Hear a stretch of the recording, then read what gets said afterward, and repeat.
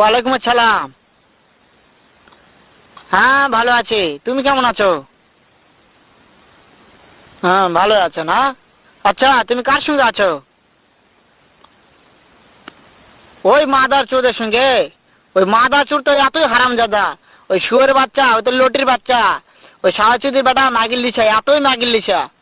ওই হারামজাদের আমি সামনে পাইলে একটা এমন একটা চটকানি মারবো, শালা মাদার চোদ।